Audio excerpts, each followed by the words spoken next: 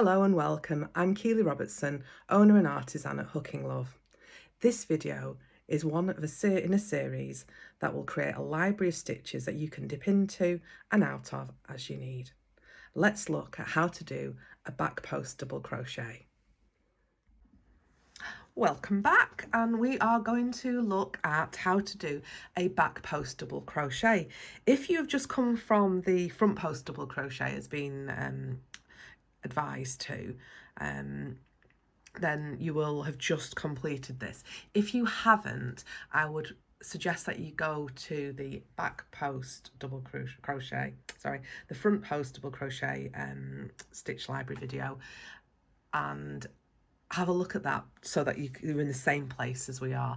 If not, have yourself a section of yarn. So this is an 18 stitch section, and we had 2 stitches which were double crochet, and then this third row is a front post standard double crochet, front post standard double crochet all the way along. And that would give you the same sample as we have here. Alternatively, as long as you've got some double crochets to go into, it doesn't really matter, because the technique is exactly the same whether it's got these front posts in or not.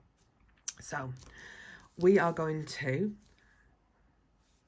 take a fairly long chain to get our height up, and we're going to turn, and our first 2 are just standard double crochets for this particular piece of work, so we're not learning anything new as yet, on the assumption that you know how to do a double crochet, of course.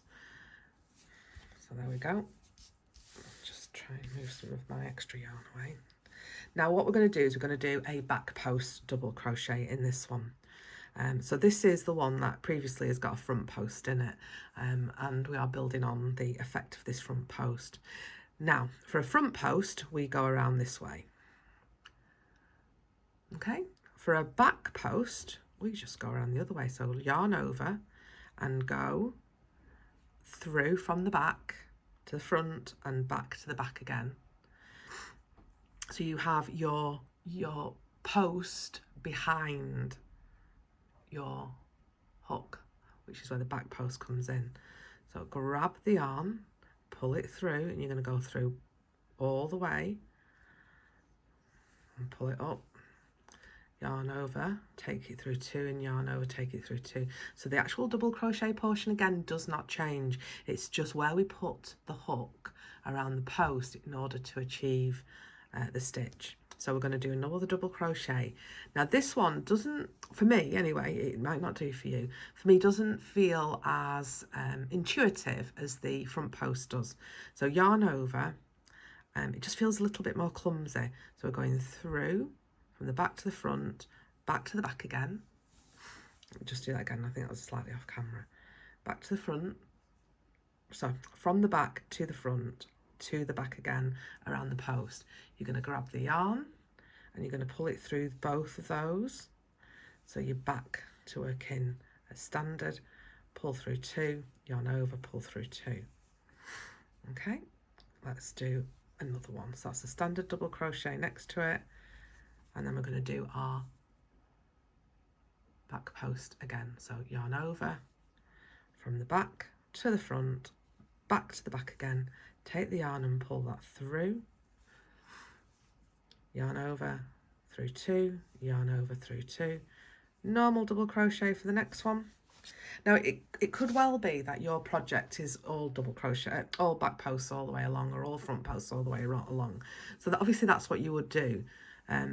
I am demonstrating the texture as much as the stitch for this, because that's one of the reasons that you're going to use it.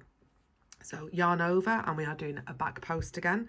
Yarn over from the back to the front, back again, pull your yarn through, yarn over, and 2.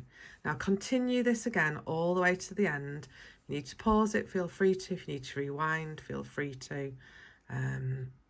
And I will meet you at the end of this row, and we'll have a look at what the front of the work looks like, because that's this is the back of the work. and hopefully you'll see that in a second. So I will be quiet while I complete mine, feeding itself.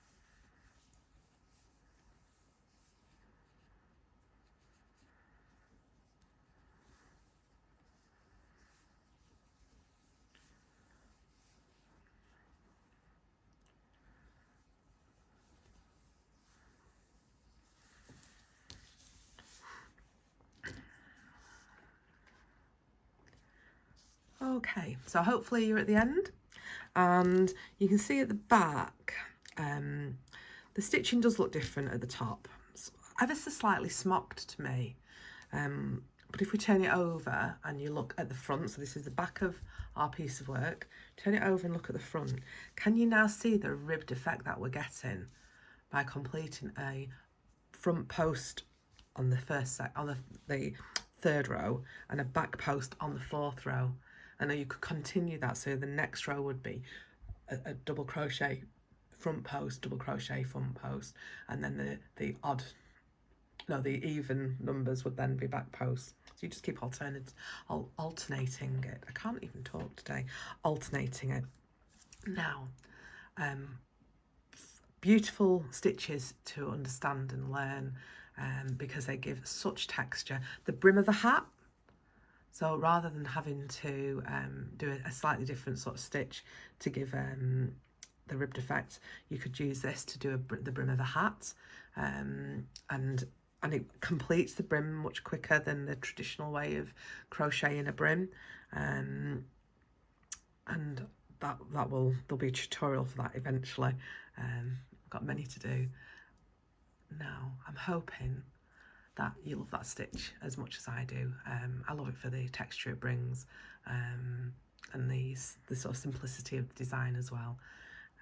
So there you go then, that was the back double crochet.